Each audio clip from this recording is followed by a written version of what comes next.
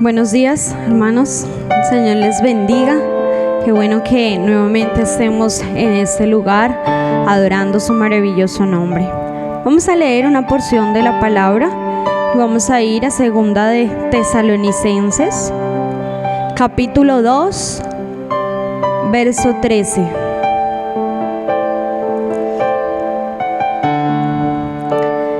Dice la palabra del Señor: escogidos para salvación. Pero nosotros debemos dar siempre gracias a Dios respecto a vosotros, hermanos amados por el Señor, de que Dios os haya escogido desde el principio para salvación, mediante la santificación por el Espíritu y la fe en la verdad, a lo cual os llamó mediante nuestro Evangelio para alcanzar la gloria de nuestro Señor Jesucristo. Así que, hermanos, estad firmes y retened la doctrina que habéis aprendido, sea por palabra o por carta nuestra. Y el mismo Jesucristo sea nuestro Dios, nuestro Padre, el cual nos amó y nos dio consolación eterna y buena esperanza por gracia. Conforte vuestros corazones y os confirme en toda buena palabra y obra. Somos escogidos para salvación, escogidos por su amor, escogidos por su gracia, escogidos para llevar su palabra. Por eso dice el versículo 15: así que, hermanos, estad firmes y retened la doctrina que habéis aprendido, sea por palabra o por carta nuestra. Firmes en el Señor, constantes, perseverantes hasta el final, no desmayar. Por más dura y difícil que sea nuestra situación, vamos a permanecer fieles en el Señor, porque Él nos ha escogido por un propósito, nos ha escogido para salvación, nos ha escogido para que anunciemos su verdad y alcancemos a otros con ese amor eterno. Estemos firmes y nuestros corazones siempre estén dispuestos a tener la voluntad de Dios. Amén. Vamos a cerrar nuestros ojos y darle gracias a Dios. Empieza el versículo diciendo que debemos dar siempre gracias a Dios por vosotros, por nuestros hermanos, por todos los que están a nuestro alrededor. Padre, en esta mañana queremos una vez más glorificarte, queremos una vez más darte gracias por esta oportunidad que nos das de estar delante de ti. Tú eres bueno, tú eres precioso, Señor, y siempre hemos declarado que tu misericordia es de la eternidad hasta la eternidad, Señor. Cada mañana podemos ver cómo aumenta esa bondad, cómo aumenta esa misericordia en nuestras vidas. Podemos abrir nuestros ojos, Señor, y el solo hecho de poder contemplar, de sentir tu presencia, bendito Dios, nos sentimos privilegiados, amado Rey. Gracias por tantas y ricas bendiciones que das a nuestra vida, mi Rey. Gracias porque hasta el día de hoy hemos sentido tu favor, hemos sentido tu apoyo, hemos sentido como tu mano poderosa se extiende sobre nuestras vidas y nos ayuda, nos levanta, nos fortalece, Señor. Hoy vemos a través de tu palabra muchos hombres, Señor, y hemos estado estudiando a Pablo. Hemos visto cómo este hombre ha atravesado diferentes circunstancias, diferentes problemas por causa tuya. Y con los jóvenes hemos entendido que debemos tener un corazón como el de Pablo. Un corazón, Señor, que sea conforme al tuyo, mi Rey. Tú trazas un propósito en nuestras vidas y ese será cumplido a cabalidad. Será cumplido mientras nosotros pongamos la disposición, mi Rey. Por eso ayúdanos en medio de dificultades, en medio de problemas, Señor. No sé tu iglesia por qué momentos esté atravesando. No sé por qué dificultades, por qué circunstancias tu iglesia está pasando. Pero hoy yo te pido que tú, Señor, nos des fortaleza, que tú nos des convicción, que tú nos des confianza plena, total en ti. Que podamos confiar, Señor, a ojos cerrados, que tú estás de nuestro favor, que tú estás a nuestro lado, Señor, que pese a las circunstancias, Señor, tú las permites, porque todo tú lo tienes bajo un propósito. Señor, a los que aman tu palabra, a los que aman servirte, dice tu palabra, que todo nos ayuda para bien. Ayúdanos a entender tu voluntad. Ayúdanos a entender tal vez el proceso por el cual estamos pasando, por el cual estamos viviendo, mi Rey bendito. Ayúdanos, ayúdanos, porque a veces es muy difícil. A veces día a día nos enfrentamos con situaciones en las cuales queremos salir corriendo, mi Rey. Pero hoy podemos venir delante de ti y decirte: aquí estamos, y decirte: aquí estoy parada en la brecha, aquí estoy peleando la buena batalla de la fe, Señor. Hemos enseñado a los niños que nuestra arma más poderosa es la obediencia, que nuestra arma con la cual podemos atacar al enemigo y ganarle la batalla es la obediencia, la sujeción a tu palabra, mi Rey bendito. Por eso, ayúdanos. Ayúdanos a obedecerte a cabalidad. Ayúdanos a que estas palabras de vida, estas palabras de verdad entren a nuestro corazón, Señor bendito, y podamos ser hacedores de tu palabra. No permitas que solamente vengamos los domingos y nos quedemos escuchando tu palabra y solamente nos llenemos espiritualmente, pero no demos a otros. No permitas que seamos personas que solo vienen a escuchar tu palabra. Ayúdanos a ser hacedora. Ayúdanos a que esta palabra sea viva en nuestro corazón. Ayúdanos a mostrar tu gloria a través de nuestras actitudes, a través, Señor, de nuestra personalidad, a través, Señor, de nuestro testimonio, poder mostrar que servimos a un Dios vivo, a un Dios todopoderoso, Señor. Que tú puedas obrar en otros a través de nuestras vidas, Señor. Cuán importante es caminar bajo tu verdad. Cuán importante es caminar bajo tus preceptos, bajo tus mandamientos. Qué bueno es saber que cada paso que doy estoy guiada por ti, mi Rey bendito. Qué bueno es adorarte. Qué bueno es bendecirte, Señor. Qué bueno es saber que tu mano está extendida sobre cada miembro de mi familia. Qué bueno es saber que tu mano está extendida sobre tu iglesia, casa de oración, sobre cada familia que se congrega, sobre cada familia que nos escucha. Tu mano está extendida, Señor, y podemos ver, Señor, cómo estamos cubiertos bajo tu sombra, bajo tus alas, mi Rey.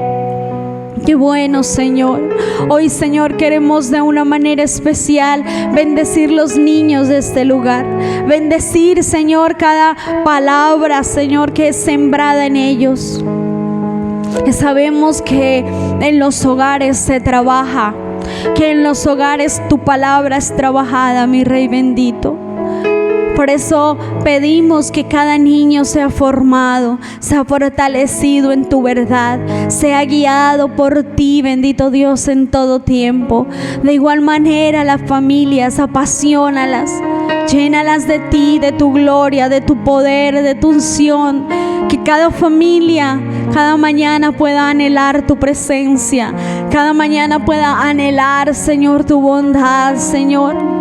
Cada mañana, Señor, podamos elevar nuestra oración delante de ti.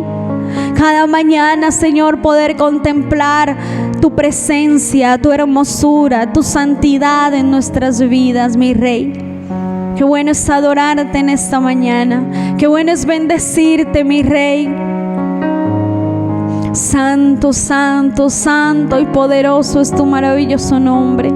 Santo, santo, santo. Nos queremos inclinar delante de ti, a tus pies, Señor. A tus pies, Señor, allí donde encontramos sanidad, allí donde encontramos fortaleza, allí, Señor, donde encontramos nuevo aliento. Ahí es donde queremos estar, mi Rey. En tu presencia hay plenitud de gozo. En tu presencia, Señor. Santo, santo, santo. Y ustedes, ojos, oídos, todo su cuerpo bien atento para la enseñanza en esta mañana. Amén, iglesia. El Señor les continúe bendiciendo. Aquí vamos a empezar a ver un Saúl desobediente. Vamos a empezar a ver un Saúl que quiere ir como en contra de la voluntad de Dios. Surge algo bien importante en el ser humano, y es que cuando no se tiene una mentalidad o un corazón centrado como con los pies en la tierra, al ser humano le ocurre que cuando coge o adquiere un poquito de fama, un poquito de autoridad o de poder, el corazón se le daña. ¿Cuántos conoce usted así? ¿Cierto? De pronto empiezan de una manera muy humilde. Es más, un porcentaje muy alto de los futbolistas muy famosos. Es más, si usted conoce algunos youtubers, usted se da cuenta que ellos, ¿cómo empezaron? Es más, todos tienen su video de cuando tenían su casita de latas y éramos pobres y vivíamos en X barrio, pero cogieron un poquito de dinero, de autoridad y fama, y se han vuelto personas soberbias, personas que se han olvidado de dónde salieron. Y vemos a un Saúl que se le empieza a olvidar de dónde fue que Dios lo sacó. Tenemos que pedirle al Señor que guarde nuestro corazón en ese sentido. A veces empezamos a mirar a los demás por encima del hombro, pensamos que somos más que los demás, y ayer precisamente Luis nos compartía una palabra y nos decía que nosotros debemos mirar a los demás como superiores a nosotros. Pero el mundo nos enseña lo contrario, ¿no? Yo soy más que los demás, y por eso construyeron esto más altico. ¿Cuántos han ido a un teatro donde el que está aquí parado es el que está abajo? Y las gradas, pero eso nos han enseñado.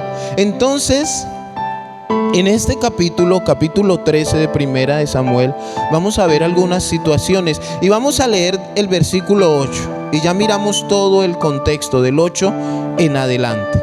Dice la palabra del Señor: y él esperó 7 días conforme al plazo que Samuel había dicho. Pero Samuel no venía a Gilgal y el pueblo se desertaba. Entonces dijo Saúl: traedme holocausto y ofrenda de paz. Y ofreció el holocausto. Y cuando él acababa de ofrecer el holocausto, he aquí Samuel que venía, y Saúl salió a recibirle para saludarle. Entonces Samuel dijo: ¿qué has hecho? Y Saúl respondió: porque vi que el pueblo se me desertaba y que tú no venías dentro del plazo señalado, y que los filisteos estaban reunidos en Migmas, me dije: ahora descenderán los filisteos contra mí a Gilgal, y yo no he implorado el favor de Jehová. Me esforcé pues y ofrecí el holocausto. Si nosotros vemos esto y leemos esto, nos damos cuenta y nosotros decimos: wow, Saúl hizo lo correcto, ¿cierto? Ofreció el holocausto. Bueno, y tenían los enemigos y estaba rodeado y todo eso, y como que a simple vista vemos que él está obrando de una buena manera. ¿O alguno vio que él hiciera algo malo aquí? No, ¿cierto? Pero entonces a veces ese es el problema que ocurre. Cogemos 2, 3 versículos o nos enseñan 2 o 3 versículos y ahí es donde quedamos a medias, nos enseñan verdades a medias o cosas que le convienen al predicador. Dice guerra contra los filisteos cuando empieza el capítulo 13 versículo 1. Y dice, miren, aquí hay algo en lo cual yo les debo esta explicación. Se las debo porque estoy pidiéndole al Señor que me ilumine. Había ya reinado Saúl 1 año. Y cuando hubo reinado 2 sobre Israel, escogió luego a 3,000 hombres de Israel, de los cuales estaba con Saúl 2,000 en Migmas y en el monte de Betel, y 1,000 estaban con Jonatán en Gaba de Benjamín, y envió al resto del pueblo cada uno a sus tiendas. Ahí aparece un nombre que es Jonatán, el hijo de Saúl. Y dice que ¿cuántos años había reinado? 2. Y ya tenía un hijo que lo envió a la guerra. Y ahí quedé perdido. Sí, o sea, ¿cuál de ustedes enviaría un hijo de 2 años a la guerra? Entonces, recordemos que los judíos todo lo medían, lo analizaban en medida de 7. Todo era 7, una semana era 7, el año constituía de 7 años. Entonces de pronto por ese lado puede estar la solución. Pero como les digo, no me pongo a enseñar o a mirar algo que de pronto no haya comprendido. Pero estas se las debo. Se las debo porque sí necesitamos de pronto tener claridad sobre eso. Entonces veremos aquí varias situaciones. Bueno, una es el hijo de Saúl, que es Jonatán. Ya se había convertido en un hombre de guerra Jonatán. Ya él iba al frente de la batalla. 2. La diferencia numérica de ejércitos. Esto es impresionante. Israel con 3,000 hombres y los demás estaban en sus tiendas. Ahora, aparte de que Israel solo tenía 3,000 hombres, Jonatán tenía 1,000 y Saúl 2,000. Su guardia personal eran 2,000. Imagínense repartiendo, ¿no? Uno para usted, otro para mí, uno para usted, otro para mí. Y él dijo, pues como soy el rey, pues me tocarán más, ¿no? ¿Por qué? Porque aquí Saúl como rey se encontraba en una situación bien delicada. Y estos tiempos de guerra que había antes no respetaba horario, no respetaba si era rey, no respetaba absolutamente nada. Pero aquí en la diferencia numérica, recordemos y veamos que fue una imprudencia de Saúl como rey enviar a los demás a sus tiendas, sabiendo que era un tiempo de guerra. ¿Quién en tiempo de guerra dice, bueno, vayan y duerman y descansen? Si aquí los hombres de guerra, aquí hay hombres de guerra que saben que en esas situaciones, en esos momentos, que dormir y que descansar ni que nada. Hay que estar pendientes. Pero como Saúl tenía 2,000 hombres cuidándolo, pues los demás que miren a ver qué hacen. Y pues ellos se sujetaron a lo que el rey decía y se fueron a sus tiendas. Entonces dice, el resto del pueblo, cada uno a sus tiendas. Y Jonatán atacó a la guarnición de los filisteos que había en el collado, y lo oyeron los filisteos, e hizo Saúl tocar trompeta por todo el país, diciendo, oigan los hebreos. Y todo Israel oyó que se decía, Saúl ha atacado a la guarnición de los filisteos, y también que Israel se había hecho abominable a los filisteos. Y se juntó el pueblo en pos de Saúl en Gilgal. Entonces los filisteos se juntaron para pelear contra Israel. Miren la cantidad, ya miramos que tenían 3.000 hombres el pueblo de Israel. 3.000, eso es poquito. Miren la cantidad de los filisteos. Jonatán, el hijo de Saúl, los atacó, los tomó por sorpresa, mató alguna cantidad de ellos, y Saúl tocó trompeta y se sintió contento, y los filisteos se enojaron. Ah, sí. Entonces, ¿qué hicieron? Bueno, vamos a ver a cómo nos toca. ¿A cuántos de pronto han tomado decisiones que dicen, espere a ver que me lo encuentre? En algún momento yo, estando en el mundo, recuerdo que por una muchacha, una novia que tuve problemas. Pero con mi rival de amores, él siempre andaba con 7 u 8 detrás. Es más, era el vecino de mi novia. Y a mí me tocaba salir con cuidadito y llegar con cuidadito. Había una diferencia numérica. Y aunque yo tenía amigos, yo recuerdo que poco, pues, me daba temor pensar que de pronto por ahí o me apuñalearan o me dieran un tiro o alguna cosa de esas. Pero la diferencia numérica era lógica y yo los veía y a veces hasta salía corriendo. ¿O cuántos se enfrentarían a una diferencia numérica donde usted sabe que usted pierde? Pero yo tenía en mi mente una cosa y yo decía, ellos toda la vida no van a andar juntos. En algún momento, y yo quería era encontrarme al que me quería quitar mi novia. Yo dije, el día que me lo encuentre solo, ese día le voy a enseñar a respetar. Porque cuando estaban solo eso, sacaban pecho y todo eso. Miren los filisteos como sacaban pecho. Versículo 5. Entonces los filisteos se juntaron para pelear contra Israel.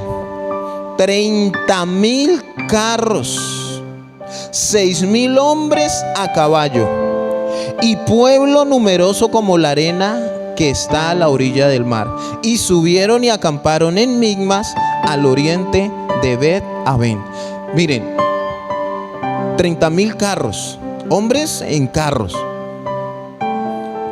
6,000 hombres a caballo, y dice que y pueblo numeroso como la arena. Este rey contra los que se iban a enfrentar, si no mandó a la gente a sus tiendas. Él sabía de alguna manera los tiempos que se estaban viviendo. A veces nosotros los cristianos no entendemos los tiempos que se viven. Y a veces unos se quedan en la casa en medio de tantas situaciones. Es más, a veces nos pasa lo que le pasó al rey David, ¿no? En tiempos de guerra nos quedamos en nuestra casa. Y pues David decía, pues yo soy el rey que pelea en ellos. Y dice la Biblia que era el tiempo en que los reyes salían a la guerra. O sea, el rey tenía la obligación de ir a la guerra. No, él estaba en la azotea asoleándose y caminando, y por no ir a la guerra tuvo su gran problema, que ya más adelante lo veremos. Ahora mire esta diferencia numérica. Pero de alguna manera nosotros debemos entender que lógicamente era la imprudencia de Saúl, era toda su obstinación hasta ese momento, y pensar que estaba muy tranquilo. Ahora allí en el versículo 6 y 7 nos habla y nos damos cuenta de cómo el pueblo de Israel se sintió como yo me sentía con mi novia cuando veía a mi rival de amores. Porque yo no sacaba pecho y yo no me sentía orgulloso, y yo los veía y yo le decía, mamita, metámonos aquí a la panadería un momentico. ¿Cuántos se le han escondido a alguien? Dígale que no estoy. Y de pronto usted y yo sabemos en momentos específicos qué es sentir miedo. Solamente usted sabe cómo reacciona en un momento de miedo y más cuando usted sabe que su vida está corriendo peligro. Ahora, versículo 6, cuando los hombres de Israel vieron que estaban en estrecho porque el pueblo estaba en aprieto, se escondieron en cuevas, en fosos, en peñascos, en rocas y en cisternas. Y algunos de los hebreos pasaron el Jordán a la tierra de Gad y Galaad, pero Saúl permanecía aún en Gilgal y todo el pueblo iba tras él temblando. Nunca Israel había tenido tanto miedo como en este momento. Era tanto el miedo que se escondieron en lugares donde una persona comúnmente no se esconde. Hicieron lo que no tenían que hacer. Cuando dice que cruzaron el Jordán y se devolvieron para a tierra de Gad, recordemos de dónde era Goliat. De Gad. O sea que ellos también eran sus enemigos. Cuando estamos asustados cometemos locuras. Cuando estamos asustados pensamos de una manera errada y buscamos las soluciones que primero tenemos a la mano sin premeditar qué puede pasar después. Y después estamos, ay, ¿yo qué hice? Bueno, a mí me pasó. Porque cuando yo me encontré a mi rival de amores, y mi novia fue la que me dijo, porque íbamos así de la manito los dos, y cuando ella me hizo así, me dijo, mire quién viene allá, solito. Y yo me le fui y le dije, venga a ver si es tan machito como cuando anda con aquellos fulanos. Y me lo agarro a golpes. Y después cuando reaccioné dije, ay Dios mío, y ahora sigas escondiendo. Yo agrandé el problema, porque pues quise dármelas de valiente con ella, etcétera, etcétera. Bueno, esa noche casi me matan, para no alargarles la historia, por reaccionar de una manera errada. Ellos se escondieron en cuevas, en fosos, en peñascos, en rocas y en cisternas. Mire, esconderse en un lugar donde no hay alimento, donde no hay agua, donde no hay nada. ¿Cuánto tiempo cree usted que puede durar escondido en una cueva? Muy diferente a de pronto vamos a ponernos de acuerdo y vamos a pelear. Vamos a pelear porque hay algo que ellos se les olvidaba, hermano, y a veces al cristiano se le olvida que Dios está con nosotros. Se presenta el problema y corremos despavoridos, hacemos y deshacemos y se nos olvida que Dios está con nosotros, que somos la iglesia del Señor, que somos el pueblo de Dios, hijos de Dios.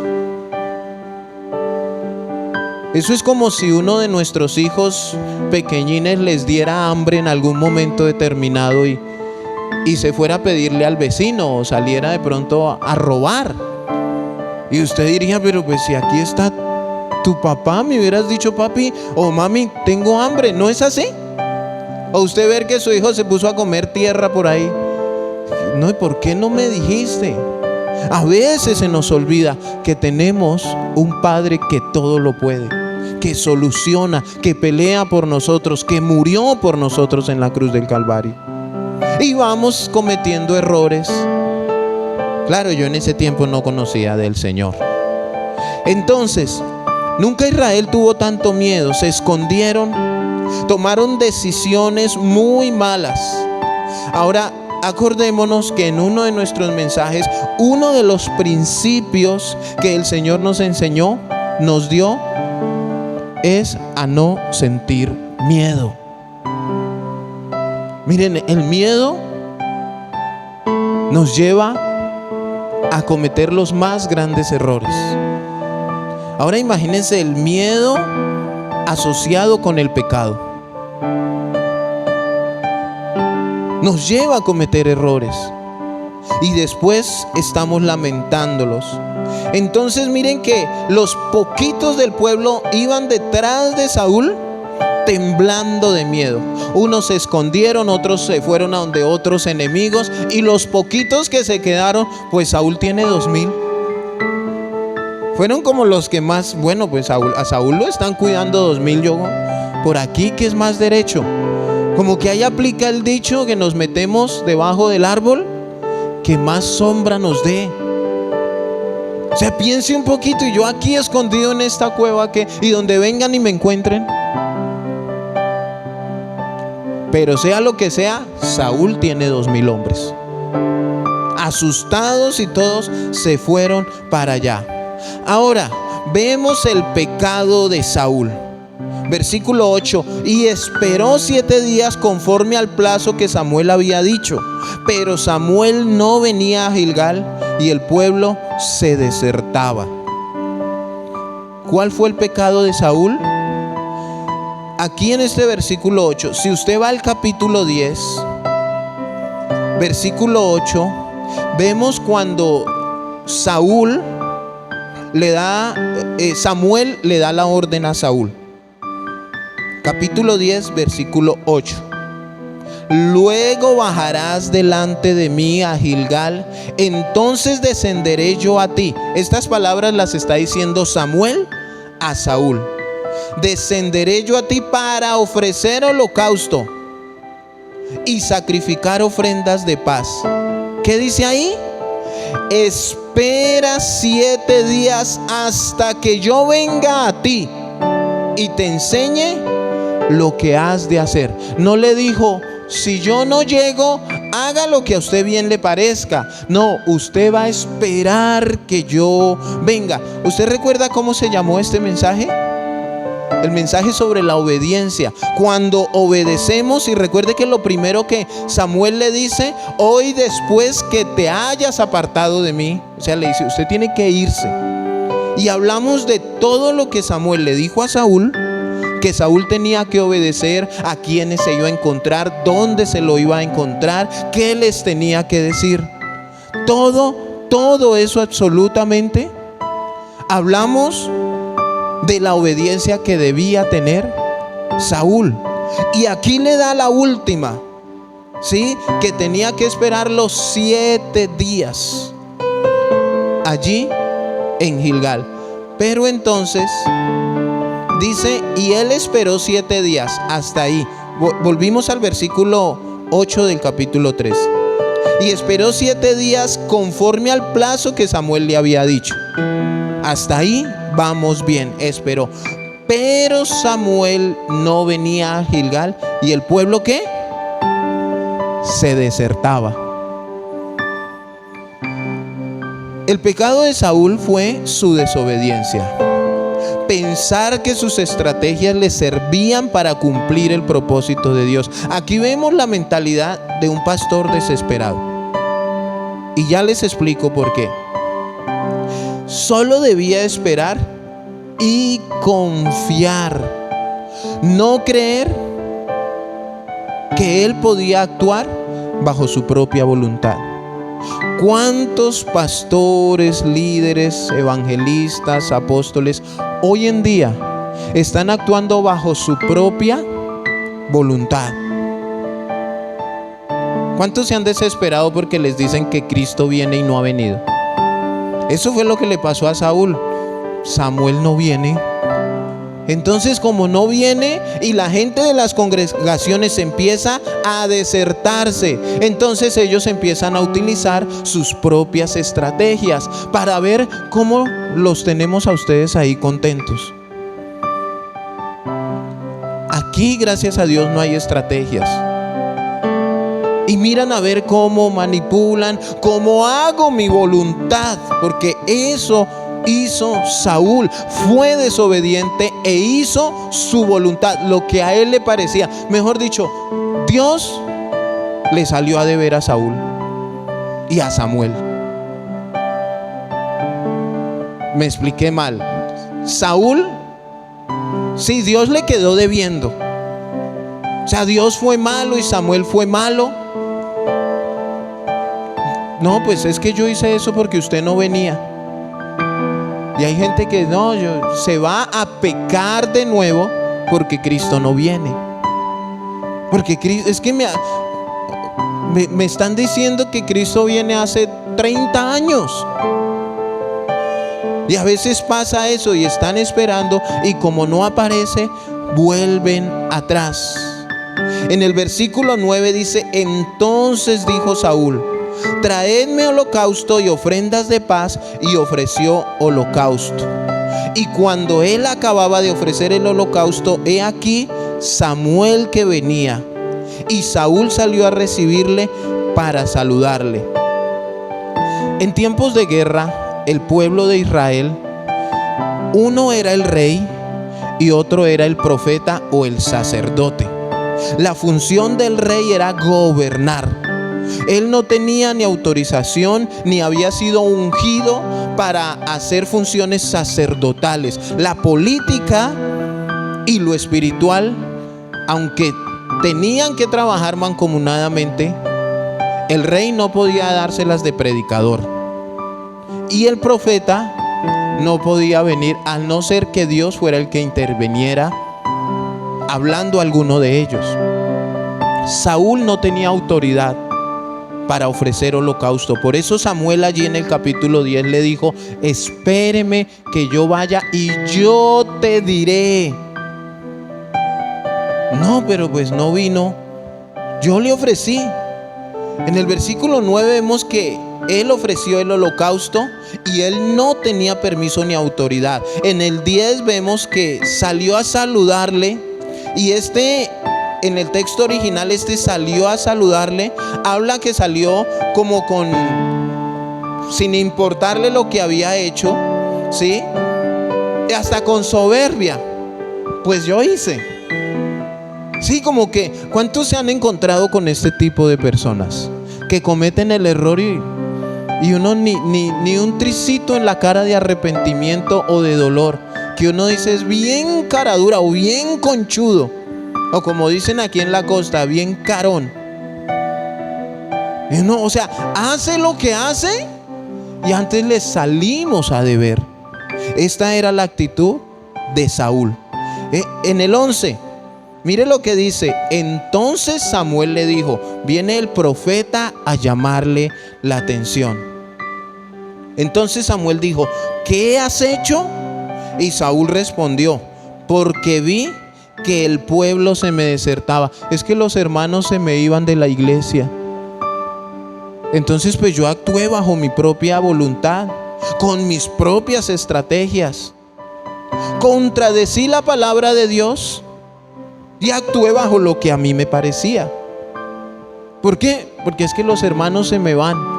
Y si los hermanos se me van, acabé de sacar ahí el carro a cuotas, y entonces ¿con qué lo pago? El pueblo se le estaba desertando. Dice: y que tú no venías dentro del plazo señalado, y que los filisteos estaban reunidos en Migmas. Entonces, ¿qué fue lo que hizo Saúl aquí? Culpó a Samuel por su tardanza. O sea que porque Cristo no ha venido, entonces nos volvemos desobedientes. Y cuando el Señor venga, pues le decimos: no, pues como usted no venía, no, y la vecina estaba como quiere, y pues yo no me iba a poner a esperarlo toda la vida. Esta fue la actitud de Saúl. Él culpó a Samuel de su tardanza, y pues también dio la excusa de que el pueblo se le desertaba. La gente se va a veces porque ven que Cristo no viene. La gente se va porque ven que no reciben el milagro. La gente se va porque tantas razones, y no tenemos paciencia a lo que el Señor quiere hacer. Muchos ofrecen fuego extraño, empiezan a hacer cosas que no son bíblicas y que no nos corresponden. Desobedecen a Dios por tener contentos a los hombres. Esto es muy notorio hoy en día. Entonces, mientras Cristo viene, vamos a hacer y vamos a deshacer. Pero la idea es tenerlos contentos a ustedes y que ustedes no se me vayan para otra iglesia. Bueno, pastor, y entonces lo que está en la Biblia, usted tranquilo, que yo arreglo con Dios. Y es la mentalidad de muchos hombres. Miren en el versículo 12, miren a Saúl, me dije, ahora descenderán los filisteos contra mí a Gilgal, y yo no he implorado el favor de Jehová. Me esforcé pues y ofrecí holocausto. Ni siquiera había doblado sus rodillas para decirle, Señor, ¿qué hago? Sino que tomó sus propias decisiones. Ni siquiera dijo, bueno, Señor, Samuel no viene, ¿qué tengo que hacer, Padre? Guíame, oriéntame. No, ¿para qué Dios? ¿Qué hizo? Y miren la soberbia con la que sigue él actuando. Samuel, me esforcé. Y muchos predicadores piensan decirle esto al Señor cuando estén delante de él. Bueno, Señor, pues como tú te demoraste, yo hice mi mejor esfuerzo y los puse a hacer cosas que no debían hacer. Como tú no venías, Señor, pues les dije, pacte con Dios. Y les dije que si no diezmaban se iban para el... Y se ponen a hacer sus propios cuentos para engañar y dañar a la gente. Esto fue lo que hizo. No, y antes él dice que fue un esfuerzo de su parte. No fue un esfuerzo, fue su más grande error. Dice, y pues ofrecí holocausto. Fue el más grande error. Casi que le estaba diciendo a Samuel, Samuel, me debe un favor, ¿no? Porque eso, degollar esos animales es bien complicado, ¿no? Y mire, hasta me manché la ropa y usted sí, por llegar tarde viene limpiecito. Versículo 13. Entonces Samuel dijo a Saúl, locamente has hecho. ¿No guardaste el mandamiento de Jehová tu Dios que él te había ordenado? Pues ahora Jehová hubiera confirmado tu reino sobre Israel para siempre. Era una prueba de obediencia que Dios le había puesto. Una prueba de obediencia. El Señor le estaba probando. Vamos a ver qué tan obediente es. Por eso es que le dice él, locamente has hecho. No guardaste el mandamiento de Jehová tu Dios que él te había ordenado. A veces nosotros pensamos que podemos coger los mandamientos de Dios y como que moldearlos a nuestra manera, ¿cierto? Pues el Señor dice, pero pues yo lo hago así. Pues sí, la Biblia dice, pero es que a mí me funciona mejor así. Y yo les he dado ejemplos de pronto muy claros. ¿Cuántos han utilizado una panela para trancar la puerta? No es para eso, ¿cierto? La pregunta es, ¿pero la podemos utilizar? O sea, si yo cojo una panela para trancar la puerta, ¿funciona? Claro que sí, ¿cierto?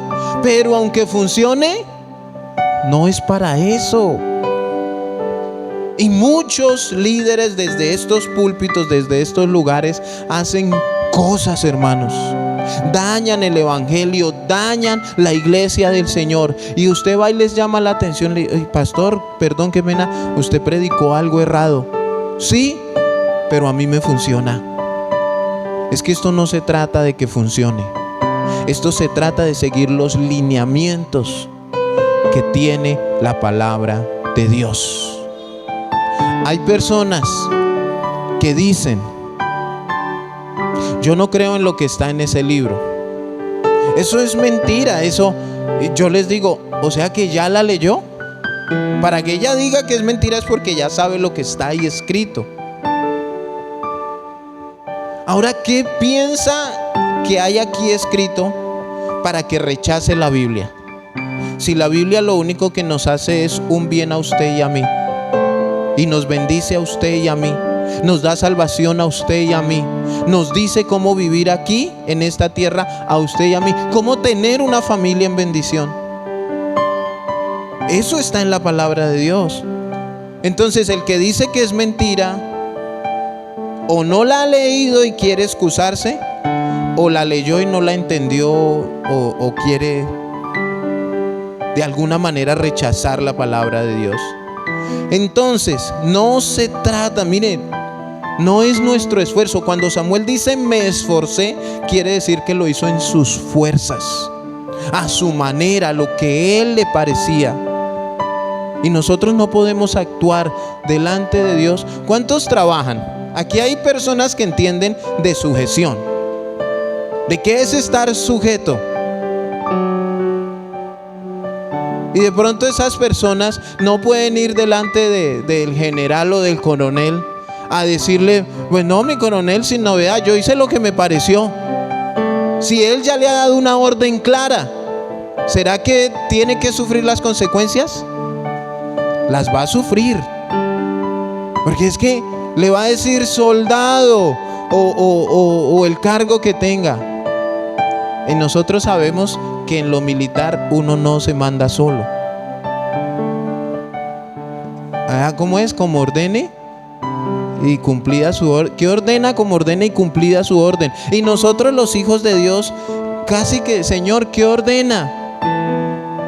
Como ordene y cumplida lo que el Señor diga, y no lo que a nosotros nos parezca. Ay, porque es que me esforcé, Señor. Qué duro es matar esos bueyes. Versículo 14 le deja muy claro las consecuencias por no obedecer. Le deja muy claro. Aquí podemos ver nosotros que le dice, locamente has hecho, en el 13, no guardaste el mandamiento de Jehová tu Dios, y le da la explicación que si él hubiera obedecido, Jehová hubiera confirmado su reino sobre todo Israel. ¿Para cuánto? Para si él hubiera esperado simplemente, era lo único que le tocaba hacer, esperar, hubiera confirmado su reino para siempre. Saúl hubiera sido el rey de Israel, hasta que se hubiera, aunque bueno, tuvo sus situaciones ahí más adelante en donde permaneció en desobediencia. El 14 dice, mas ahora tu reino no será duradero. Jehová se ha buscado un varón conforme a su corazón. Recordemos que Saúl era un rey conforme al corazón ¿de quién? Del pueblo. O sea, Dios les puso un hombre alto, atractivo, así como a las mujeres les gusta, así bien mozo y bien parecido. Les voy a poner lo que ustedes piden. Saúl no era conforme al corazón de Dios, era al corazón del pueblo. Y por este error, Samuel le dice a Saúl que Dios, dice, ha buscado un varón conforme a su corazón. ¿De quién está hablando aquí? De David, al cual Jehová ha designado para que sea príncipe sobre su pueblo, por cuanto tú no has guardado lo que Jehová te mandó. Aquí yo veo la confirmación de lo que es el evangelio, de cómo se puede vivir en bendición en la vida cristiana, de la mejor arma del cristiano, que no es la oración, es la obediencia. ¿Por qué le quitaron el reino? Porque no oraba o porque no ayunaba. Por desobediente. ¿Por qué castigas tú a tus hijos? ¿Y tú como hijos por qué te castigan? Por desobedientes.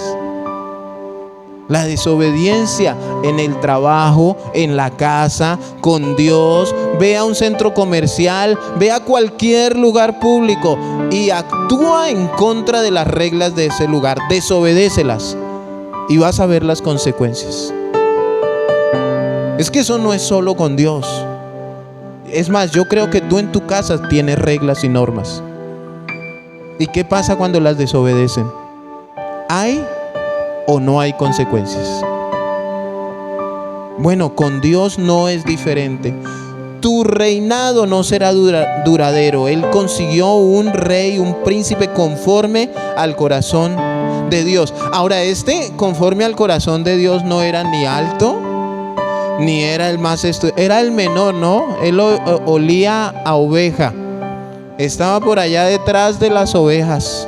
Era un pastorcito que cuidaba las ovejas. Versículo 17. Miren todo lo que pasa. Y salieron merodeadores del campamento de los filisteos en 3 escuadrones. Un escuadrón marchaba por el camino de Ofra hacia la tierra de Saúl. Otro escuadrón marchaba hacia Bet-Horón. Y el tercer escuadrón marchaba hacia la región que mira al valle de Seboín, hacia el desierto. ¿Qué quiere decir esto? Que los escuadrones de los filisteos se infiltraron en Israel, se adentraron. Ahora, ¿cómo actuarías tú si tú sabes que tu ejército es de 36,000 hombres, 30,000 en carros, 6,000 a caballo, y que todo el pueblo viene así sea cada uno con un palo? Ese es tu ejército. ¿Cómo actuarías? No, pues vamos, ¿cierto?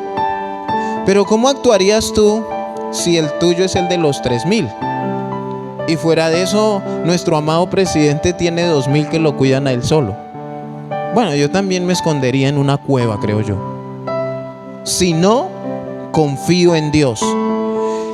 Versículo 19. Y en toda la tierra de Israel no se hallaba herrero, porque los filisteos habían dicho: para que los hebreos no hagan espada o lanza. Miren lo que esta es la cereza del pastel. Aparte de que su rey no era muy sensato, no tomaba buenas decisiones, los filisteos fueron inteligentes y quitaron a todos los que fabricaban armas de guerra de ese tiempo. Entonces, si el pueblo de Israel necesitaba una espada, no había quien se las fabricara. O sea, ellos no tenían armas para ir a la guerra. Aparte de ser poquitos, ¿quién se enfrenta a puños contra alguien que tiene una pistola? ¿Cierto que como que eso es pura pelea de tigre con burro amarrado? Bueno, el miedo que de todos modos sentía Israel, ellos en su humanidad, era bastante lógico. Ahora, era tan dura la situación para ellos no conseguir armas, que todas las herramientas para labrar la tierra, todas las herramientas que tenían el pueblo de Israel, el arado, el azadón, el hacha, la hoz, si ellos necesitaban sacarle filo a eso para labrar la tierra, ellos tenían que ir hasta donde los filisteos. O sea, imagínense la humillación. Tener que ir usted a donde su vecino, el que no lo quiere ver ni en pintura. Vecino, Dios lo bendiga. Usted me hace un favor, me presta, digámoslo aquí en términos, me presta su motobomba. Ese que quieres verlo muerto. Y esto tenían que pasar el pueblo de Israel. Ahora la pregunta es, ¿tenían algo a favor los del pueblo de Israel? Humanamente, si nos ponemos a mirar, escondámonos también nosotros. No había nada humanamente a favor, ni siquiera la sabiduría del rey. Al menos el rey hubiera dicho: bueno, corramos todos, escondámonos todos, vamos y miramos cómo planeamos a ver si volvemos. Aún él dijo: no consulté a Jehová, desobedeció. Por lo cual todos los de Israel tenían que descender a los filisteos para afilar cada uno la reja de su arado, su azadón, su hacha y su hoz. Y el precio era muy alto, dice 1 pin por las rejas del arado y por los azadones, y la tercera parte de un siclo para afilar las hachas, por componer las aguijadas. Les cobraban un alto precio por afilarles las herramientas para trabajar. Así aconteció en aquel día de la batalla. No se halló espada ni lanza en mano de ninguno del pueblo que estaba con Saúl y con Jonatán, excepto Saúl y Jonatán, su hijo, que las tenían. Los únicos que estaban armados eran Saúl y el hijo. ¿Y cómo manejamos entre 3002 espadas? ¿Mato aquí yo y se la paso? Tenían todo en contra de ellos, y la guarnición de los filisteos avanzó hasta el paso de Migmas. Aconteció un día que Jonatán, hijo de Saúl, dijo a su criado que le traía las armas: ven y pasemos a la guarnición de los filisteos que está de aquel lado. Y no lo hizo saber a su padre. Aquí vemos que Jonatán tomó decisiones, que Jonatán sí tenía confianza en Dios. Les voy a adelantar un poquito del versículo del capítulo 14. El pueblo de Israel ganó la batalla.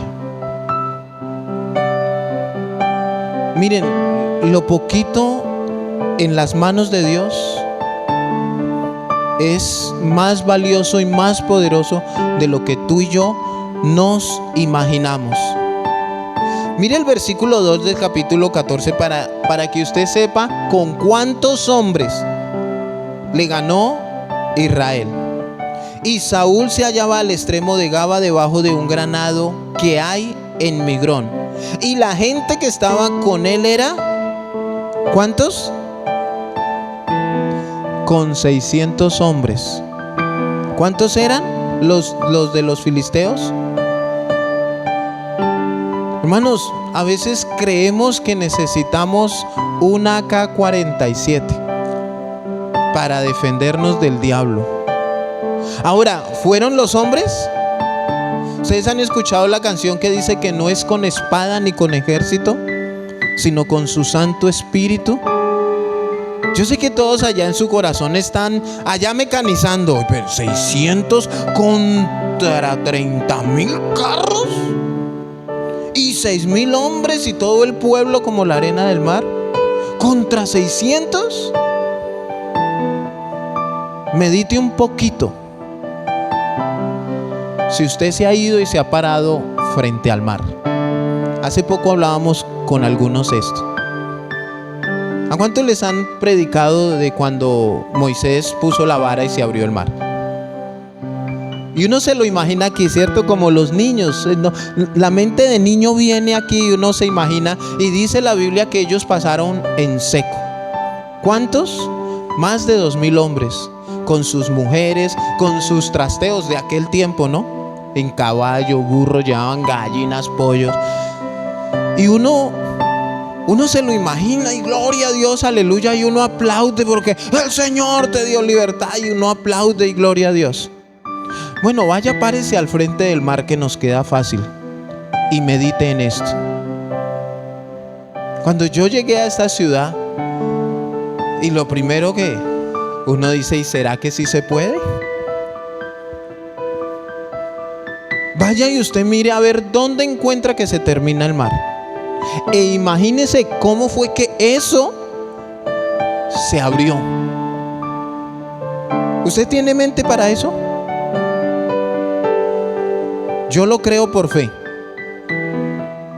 Ahora, ¿será que Dios puede dar una victoria con 600 hombres? Dicen por ahí, y hasta más. Porque eso es lo que estamos acostumbrados, hermanos.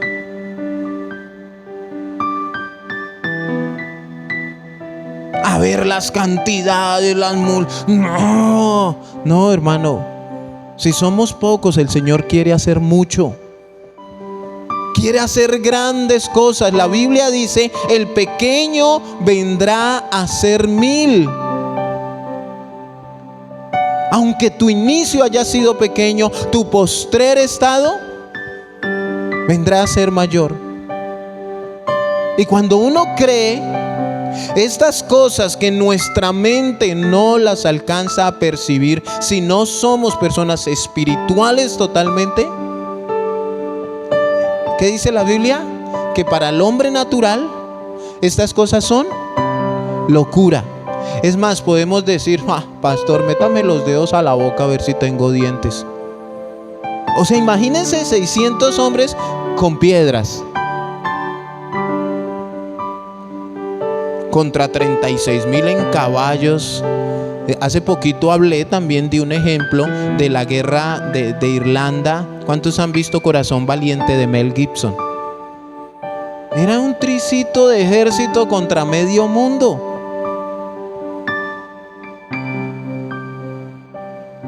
Hermano, en Cristo lo podemos, pero a veces no lo entendemos, nos desesperamos, nos asustamos, nos escondemos en cuevas y el Señor nos está diciendo: salga de allá que quiero darle la victoria. Oiga, entienda, créame. El médico va y dice: no, mire, usted va a morir pasado mañana, y salimos llorando, desbaratados. Pero el Señor dice que nos dará salud, así como nuestra alma prospera. Y eso sí no lo creemos. ¿Qué tiene que hacer Dios para que tú creas y confíes en Él? Vamos a completar 2 años donde cientos de personas han muerto, hermanos, y tú y yo estamos con vida. Ahora, tú no eres blindado, porque tú y yo estábamos igual dispuestos a todos los demás. Solo había una cosa diferente: que tú y yo creemos en Cristo y le creemos a Cristo. Claro, se podrá presentar. ¿Qué pasó con David? O sea, miren cómo el pueblo de Israel se llena de cobardía otra vez cuando se apareció un solo gigante, Goliat. Y el más chiquitico, David, salió. Dice que le pusieron la armadura de Saúl y no podía. Y le dijo: no, quíteme esta vaina, que yo voy a ese nombre de los escuadrones del Dios viviente. Y no se puso a mirar a ver cómo cogió y le pegó su pedrada en la frente y asunto arreglado. Pero a veces queremos ponernos ahí sí a ensamblar el mortero, a mirar a ver cómo, a ver si intimidamos. Hermano, doble sus rodillas y créale al Señor. Es que somos tan poquitos, con poquitos Dios quiere hacer cosas grandes, cosas mayores. Pero entiéndalo aquí, y no solamente no se quede solamente con entenderlo, sino vívalo. No se esconda, salga, mire a ver quiénes son los que están haciendo parte de esos 600. ¿Cuántos han visto? 300. Y esa historia está aquí. Ay, ¿verdad, pastor? Sí, aquí está. 300 hombres, así como ellos, como los de la película, que no soltaban su espada para tomar agua. Mientras unos estaban tomando agua en el río, los otros estaban... Pero el que estaba tomando agua no soltaba su espada. Y eran 300, hermanos. Y eso, el que ha visto la película sabe de qué le hablo. Y eso se emociona. Y uno quisiera ser Leónidas, ¿no? Y dejarse hasta la barba y toda la vaina. Pero hermanos, esa victoria no es a mano nuestra. Esa victoria o esas victorias que tú quieres, que tú anhelas, que tú estás esperando, Dios te las quiere dar. Solamente necesitamos aprender a confiar. Muchos creemos que confiamos, pero en el momento de la prueba nos damos cuenta que no confiamos en el Señor, porque tomamos decisiones erradas. Cuando uno dice que confía en Dios, espera hasta el final. Pastores, que es difícil. Eso es dudar. Colóquese sobre sus pies, por favor. Veremos el capítulo 14 en la próxima predicación, si el Señor nos permite, cómo fue que Jonatán obtuvo la victoria. Miren, ¿cuántos discípulos entrenó el Señor Jesús? 12. Y con esos 12 hizo hasta para vender. ¿Y cuántos se le fueron cuando multiplicó los panes y los peces? Hasta que conocen a su Salvador. Hermanos, veamos con los ojos espirituales. Hay otra historia de Elías, también donde los encerraron los enemigos. Y Elías le dice a su criado: es que no ve, hay carros de fuego que el Señor nos envió a defendernos. Y él, como que Elías le provocaba decirle con los ojos espirituales. Si tú ves con tus ojos carnales, porque ¿qué ven tus ojos? Que este mundo se está acabando, que la maldad aumenta. O sea, humanamente decimos: no, apague y vámonos. Pero si abrimos nuestros ojos espirituales, nos vamos a dar cuenta que sí se puede, que somos más que vencedores en Cristo Jesús, que tenemos autoridad, poder, dominio propio, y somos más que vencedores. Con 600, con 300, ¿cuántos sabemos aquí? Y los que están en su casa, miren, a veces, hermanos, o sea, no sé qué necesitamos. Señor, aumentanos la fe. Cierra tus ojos un momento y piensa por un momento esa dificultad que pueden ser los filisteos. Piensa por un momento aquella situación que te está agobiando, tu problema. Pero medita por un momento en las promesas que Dios te ha dado. Piensa por un momento en esa victoria que tú esperas, que de pronto tú la has peleado en tus fuerzas. Te has asustado, te has escondido, te has metido en problemas, pero no has confiado en Dios. La Biblia muestra que una mujer con flujo de sangre agotó todas las posibilidades, aún algunos dicen que fue a donde brujos buscando su sanidad, y le dio la última oportunidad a Jesús, y Jesús fue quien la sanó. No dejes a Jesús para lo último.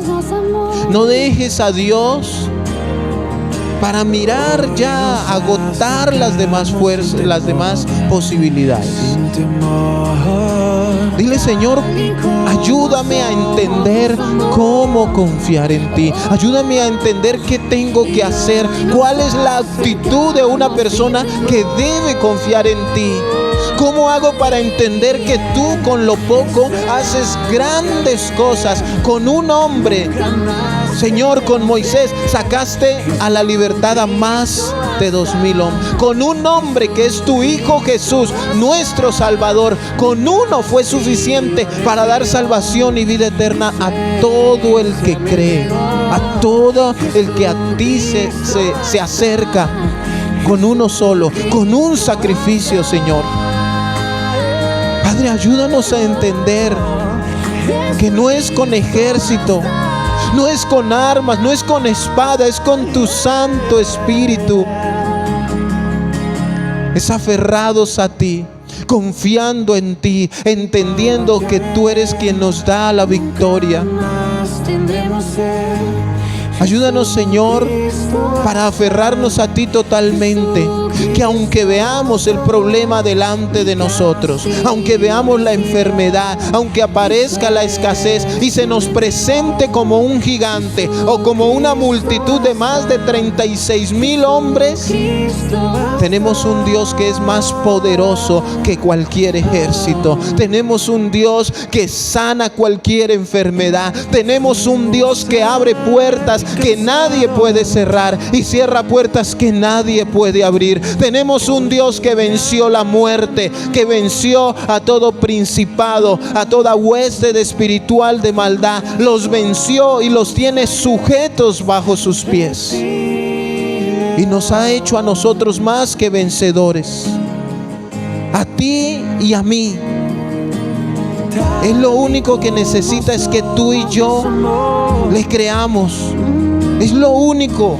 Él no necesita que tú te pongas a actuar bajo tus propias estrategias. Él no necesita que tú te pongas a actuar bajo tus convicciones. Él quiere que tú le obedezcas lo que Él dejó en su palabra. Eso es lo que Él quiere. Que nosotros caminemos bajo la obediencia. Que nosotros miremos más allá de lo que nuestros sentimientos, nuestros corazones pueden percibir.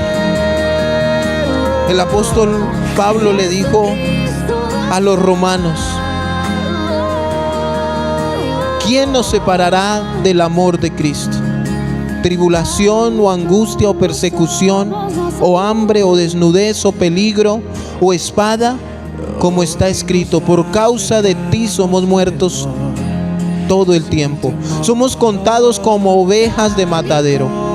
Pero antes en todas estas cosas somos más que vencedores. Antes que la muerte, antes que la tribulación, antes que la angustia, antes que la persecución, antes que el peligro, que la espada, somos más que vencedores. Y dijo Pablo: por lo cual estoy seguro que ni la muerte, ni la vida, ni ángeles, ni principados, ni potestades, ni lo presente, ni lo porvenir, ni lo alto, ni lo profundo, ni ninguna otra cosa creada nos podrá separar del amor de Dios que es en Cristo Jesús. No hay nada más glorioso, más maravilloso que permanecer en el amor de Cristo y disfrutar sus bendiciones y sus victorias. No te dejes atemorizar. No te dejes llevar por lo que tus ojos ven. No te dejes llevar por lo que el médico te ha dicho. No te dejes llevar por el problema que puedes estar padeciendo.